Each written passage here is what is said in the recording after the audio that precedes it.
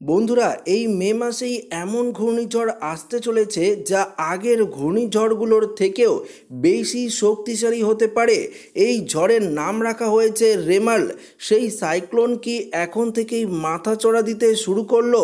রবিবার বৃষ্টির সম্ভাবনা রয়েছে পশ্চিমবঙ্গের বেশ কয়েকটি জেলাতে।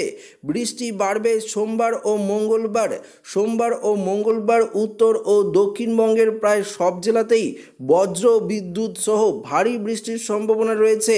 দু এক জায়গায় দমকা ঝোড়ো বাতাসও বইবে। তাপমাত্রা আরও বাড়বে আগামী 4 দিন।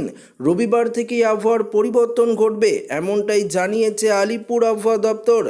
গরমকালে কখনো ঘূর্ণিঝড় আয়লা, কখনো বা ঘূর্ণিঝড় আমফান, আবার কখনো বা যশের তাণ্ডব দেখেছে বাংলা। এবার আবারও এক ঘূর্ণিঝড় মে মাসের শেষাশেষি মোটামুটি 24শে মে সমুদ্রপৃষ্ঠ থেকে শক্তি বাড়িয়ে স্থলভাগের দিকে এগোবে এই ঘূর্ণিঝড়। সমুদ্রের জলের উষ্ণতা বৃদ্ধি এর তারতম্যের বড় কারণ, এমনটাই বলেছেন আবহাওয়াবিদদের একাংশ। আলিপুর আবহাওয়া দপ্তর যদিও এখনও কিছু বলেনি যে কোন পথে এবং কোন দিকে এগোবে এই ঘূর্ণিঝড় রেমাল, তবে মনে করা হচ্ছে আগামী 20 মে থেকে এই ঝড়ের গতিপথ স্পষ্ট হতে পারে।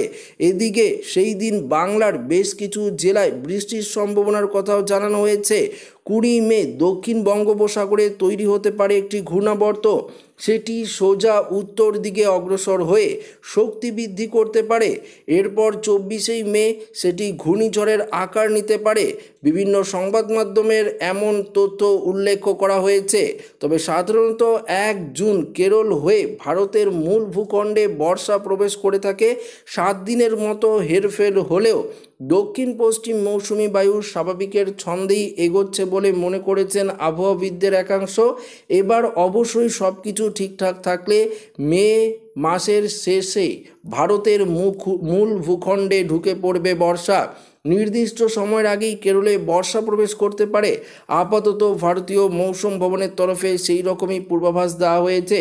তবে সেটা একেবারে হুবহু মিলে যাবে এমনটা নয়, পুরোটাই নির্ভর করছে দক্ষিণ পশ্চিম মৌসুমি বায়ুর সক্রিয়তার ওপর।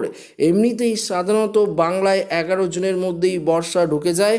তবে এবার কবে ঢুকবে বর্ষায় এই বিষয়ে আপাতত মৌসুম তরফের অর্থাৎ ভবনের তরফে কিছু জানানো হয়নি।